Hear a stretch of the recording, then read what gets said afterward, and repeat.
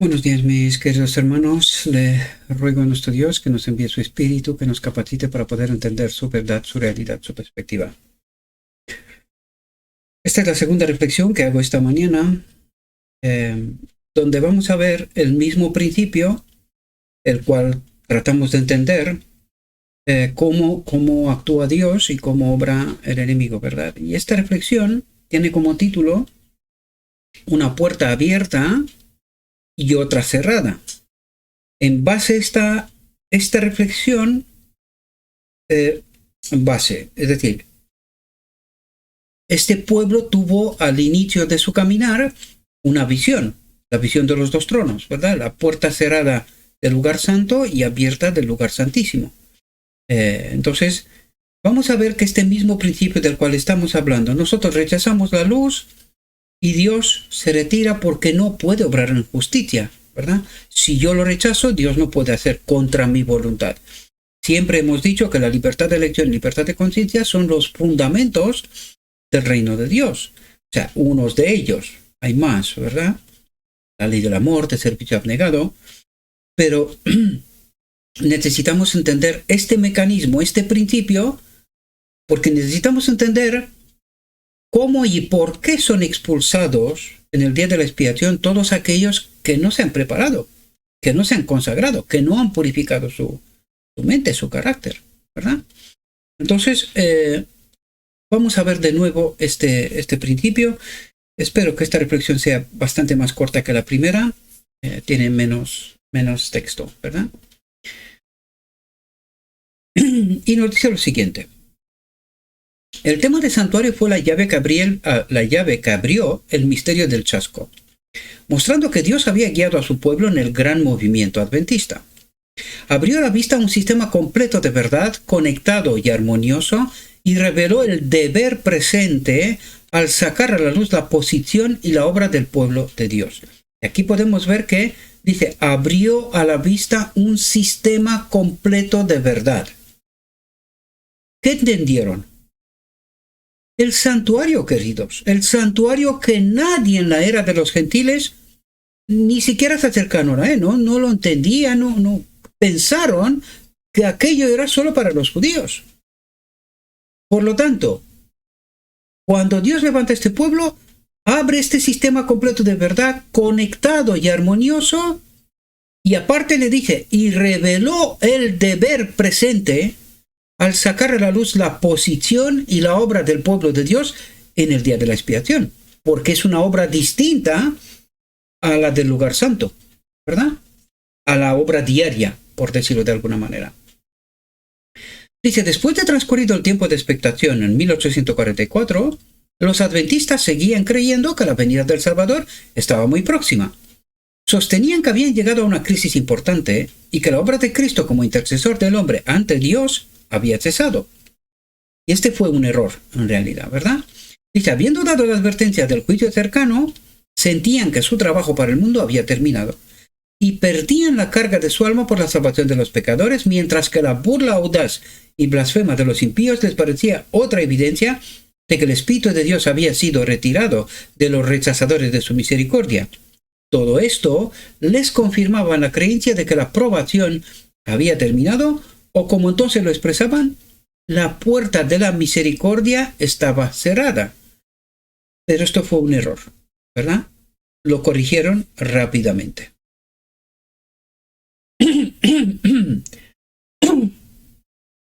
Dice, pero una luz más clara llegó con la investigación de la cuestión del santuario.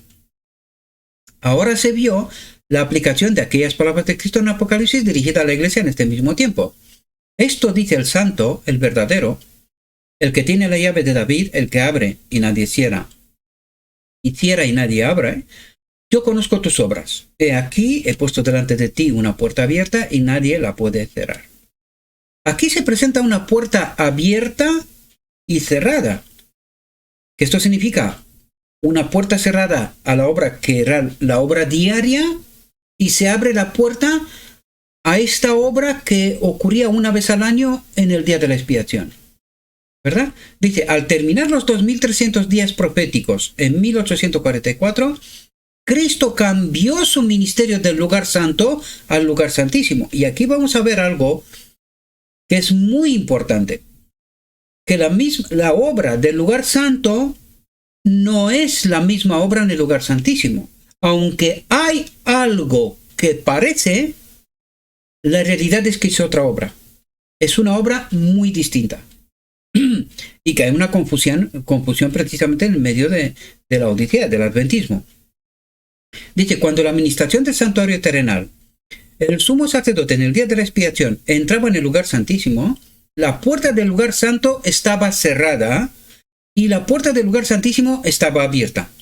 Así, cuando Cristo pasó del lugar santo al lugar santísimo del santuario celestial, se cerró la puerta o ministración del primer departamento y se abrió la puerta o ministración del segundo. Y nosotros necesitamos entender que la obra que se hacía en el lugar santo, la obra del lugar santísimo era completamente distinta. Completamente distinta. Dice, Cristo había terminado una parte de su obra como nuestro intercesor para comenzar otra parte de la obra y todavía presentaba su sangre ante el Padre en favor de los pecadores, porque aquí hay que entender de qué sangre habla, ¿verdad? Dice, he aquí declara, he puesto delante de ti una puerta abierta y nadie la puede cerrar. Solo Él la cerrará cuando dirá por última vez, hecho está, ¿verdad? Y se termina la obra del lugar santísimo. Atentos, porque necesitamos entender la diferencia entre la obra del santo y lugar santísimo, porque no es lo mismo. Dice, los que por la fe siguen a Jesús en la gran obra de la expiación, y nosotros hemos visto las reflexiones anteriores, ¿qué es esa obra de expiación? Porque el cristianismo dice, no, que la obra total y completa de expiación se ha hecho en la cruz. Pues falso. En la cruz no se ha hecho ninguna obra de expiación, ¿verdad? Dice, porque expiación significa unión de las dos naturalezas. ¿La cruz se ha unido la naturaleza divina con la naturaleza humana? No. Dice, reciben los beneficios de su mediación en su favor. Atentos, dice. Los que por la fe siguen a Jesús en la gran obra de expiación, reciben los beneficios de su mediación. ¿Cuáles son los beneficios de su mediación? Nos envía el Espíritu Santo. Hay que ver la visión de los dos tronos. ¿Qué pide el pueblo? Padre, danos tu Espíritu. ¿Cuál es el beneficio de esa mediación? Que nos envíe el Espíritu Santo, ¿verdad? Dice, y esto es la unión de la naturaleza divina con la naturaleza humana, ¿verdad? Es la obra del día de la expiación. ¿Pasaba esto en el lugar santo? No, queridos. No pasaba en el lugar santo. En el lugar santo había otra obra. Dije, pero los que rechazan la luz, que pone de manifiesto esta obra de ministración, no son beneficiados por ella. ¿Qué ocurre? En la visión de los dos tronos hay dos grupos. Unos piden, los dos piden, Padre, danos tu Espíritu. Unos reciben el verdadero Espíritu, otros reciben un falso Espíritu. ¿Por qué? Porque no han entendido la obra del día de la expiación. Y que no es lo mismo que la obra del lugar santo. ¿Entendemos? Y la gente hoy dice, no, la justificación por la fe. La justificación por la fe del día de la expiación es la justificación por la fe del lugar santo. Ni por asomo. Ni por asomo. Y vamos a hablar de esto. Ahora no, pero vamos a hablar de esto en una próxima reflexión. Ni por asomo. Por esto este pueblo está confundido. No comprende la obra del día de la expiación. Y eso es lo que está diciendo. Si no entiendes la obra del día de la expiación, no estás beneficiado por ello. Por eso el pueblo está en confusión. Por eso la multitud de maestros y ministerios que han salido predican apostasía. Y ni siquiera lo saben. Con un otro espíritu. Dice, los judíos que rechazaron la luz dada en el primer advenimiento de Cristo y se negaron a creer en Él como Salvador del mundo, no pudieron recibir el perdón por medio de Él. Necesitamos entender. Si estamos en confusión, no vamos a recibir los beneficios de la mediación, el Espíritu de Dios. Dice, cuando Jesús en su ascensión entró por su propia sangre en el santuario celestial para derramar sobre sus discípulos las bendiciones de su mediación. ¿De qué bendición habla? Pentecostés, queridos. Su Espíritu. Dice, los judíos quedaron en la oscuridad total, que esto es lo que pasó en 1844 también, dice, para continuar con sus sacrificios y ofrendas inútiles. Pero ahora pregunto yo, ¿y en 1888 qué pasó? Laodicea rechazó el mensaje, igual que los judíos, igual que las otras iglesias en 1844. Por lo tanto, ¿recibe los beneficios de su ministración? Es decir, ¿el Espíritu Santo? No. Por eso la visión termina que los que se han ido del lugar santísimo delante del trono del lugar santo reciben un falso espíritu. Por eso Laodicea está en confusión y en apostasía. Y eso es lo que trata de ayudarnos a entender. Dice, el ministerio de los tipos y sombras había cesado. Aquella puerta por la que los hombres habían encontrado antes acceso a Dios ya no estaba abierta. ¿Y qué buscan los que estaban delante del trono del lugar santísimo? Irse a la puerta del lugar santo. ¿Que no está abierta? Cristo no está allí. Dice, los judíos se habían negado a buscarle por el único camino por el que entonces se le podía encontrar, mediante la ministración en el santuario del cielo. ¿Por qué se negaron? Porque decían, no, si nosotros tenemos el santuario, está aquí en Jerusalén. ¿Qué santuario en el cielo? Dejaos de tonterías. ¿Y por qué no creyeron esto? Porque no tenían espíritu. Dice, por lo tanto, no tenían comunión con Dios.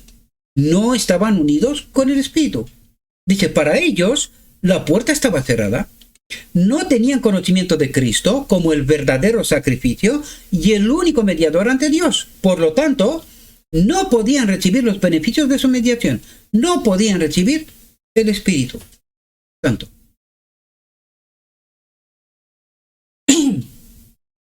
La condición de los judíos incrédulos ilustra la condición de los descuidados e incrédulos entre los cristianos profesos, que ignoran voluntariamente la obra de nuestro misericordioso sumo sacerdote. Y eso le pasa a Laodicea también. Porque dice, no, la justificación por la fe. La justificación por la fe de la obra del lugar santo es lo mismo que la justificación por la fe del día de la expiación. Ni por asomo. Y por eso no reciben el Espíritu. Ellos dicen que sí, pero yo les digo que no. Es un ángel de luz, pero es engañador. Dice, en el servicio típico, cuando el sumo sacerdote entraba en el lugar santísimo, todo Israel debía reunirse alrededor del santuario y humillar sus almas ante Dios de la manera más solemne para recibir el perdón de sus pecados y no ser excluidos de la congregación. Por lo tanto, el día de la expiación es día de la restauración. Porque ¿qué es lo que se hacía en el lugar santo? Colocaban sus pecados sobre el santuario, ¿no? Y ya está. Porque ¿cuándo recibían el perdón? ¿Cuándo eran restaurados? En el día de la expiación. Por lo tanto, la justificación por la fe del lugar santo es lo mismo que la justificación por la fe del lugar santísimo. Ni por asomo. Cuanto más esencial en este antitípico día de la expiación es que comprendamos, y dice, cuanto más esencial es en este antitípico día de la expiación es que comprendamos la obra de nuestro sumo sacerdote y sepamos qué deberes se requieren de nosotros. Y nosotros hemos abrazado la justificación por la fe de Lutero y nosotros colocamos nuestros pecados sobre el santuario, pero de restauración ni por asomo.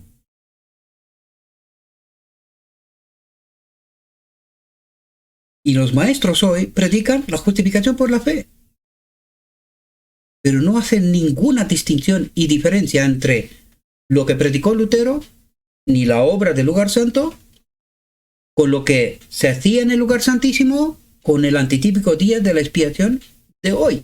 Restauración, purificación. Y no es lo mismo, ni por asomo, lo vuelvo a recalcar. Dice, los hombres no pueden rechazar impunemente las advertencias que Dios les envía con misericordia. Un mensaje fue enviado desde el cielo al mundo en los días de Noé, y su salvación dependía de la manera en que trataran ese mensaje. Como rechazaron la advertencia, el Espíritu de Dios fue retirado de aquella raza pecadora y perecieron en las aguas del diluvio. En tiempos de Abraham, la misericordia cesó de suplicar a los culpables habitantes de Sodoma, y todos, menos Lot con su esposa y sus 2 hijas, fueron consumidos por el fuego enviado desde el cielo. ¿Quién era el fuego enviado desde el cielo? ¿Quién busca destruir al hombre continuamente? Nos dijo antes, el Espíritu de Dios fue retirado de aquella raza pecadora. ¿Qué consecuencias trae esto? Así los días de Cristo, el Hijo de Dios declaró a los judíos incrédulos de aquella generación: vuestra casa os es dejada desierta. Mirando hacia los últimos días, el mismo poder infinito declara acerca de los que, atentos, no recibieron el amor de la verdad para ser salvos, por lo cual Dios les enviará un gran engaño para que crean la mentira, a fin de que sean condenados todos los que no creyeron la verdad, sino que se complacieron en la justicia. ¿Qué nos dice la profecía con respecto a esto? ¿Cuál es este gran engaño para que crean la mentira? ¿A quién apoya el protestantismo? ¿A quién da imagen? A la primera bestia. ¿Y cuál es esta imagen? La doctrina de la Trinidad. ¿Y la marca de la bestia cuál es? El domingo. ¿Cuál es esta gran mentira, queridos? Por rechazar a Cristo en la venida de Cristo con los judíos, en 1844, los luteros y reformadores, en 1888. Las consecuencias son las mismas, queridos. Dejados que crean una gran mentira. ¿Qué le pasó al adventismo? Nada más. Rechazaron la verdad, tanto en 1888 como en 1950, se fueron directamente a la doctrina de la Trinidad. Lo único que le falta es el domingo, pero tiempo al tiempo. Está profetizado, vendrá. Estamos aquí, ante Él. Y lo vamos a vivir con nuestros propios ojos, ¿verdad? Dice, como rechazan las enseñanzas de su palabra, Dios retira su espíritu y los deja a los engaños que ellos aman. Dice, creo que mi voz va a quedar hoy pero que muy tocada. Dice, pero Cristo sigue intercediendo a favor del hombre y se dará luz a los que la busquen. Aunque esto no fue comprendido al principio por los adventistas, después se aclaró a medida que las escrituras que defienden su verdadera posición comenzaron a abrirse ante ellos. Dice, el paso del tiempo en 1844 fue seguido por un periodo de gran prueba para los que todavía sostenían la fe adventista. Su único alivio en lo que se refería a determinar su verdadera posición era la luz que dirigía sus mentes hacia el santuario de lo alto. Como ya se ha dicho, los adventistas estuvieron durante un corto tiempo unidos en la creencia de que la puerta de la misericordia estaba cerrada. Pronto abandonaron esta posición. Algunos renunciaron a su fe en su anterior cálculo de los periodos proféticos y atribuyeron, atentos aquí, atribuyeron a agencias humanas o satánicas la poderosa influencia del Espíritu Santo que había asistido al movimiento adventista. ¿Qué es esto? Pecado contra el Espíritu Santo, queridos. Atribuir la obra del Espíritu Santo al enemigo. Este es pecado contra el Espíritu Santo. ¿Qué pasó con ellos? se fueron directamente al mundo. Dice, otra clase sostuvo firmemente que el Señor los había guiado en su experiencia pasada y mientras esperaban y velaban y oraban para conocer la voluntad de Dios, vieron que su gran sumo sacerdote había entrado en otra obra de ministerio, no la misma, y siguiéndolo por la fe, fueron llevados a comprender también la obra final de la iglesia y se prepararon. Yo digo, ¿se prepararon?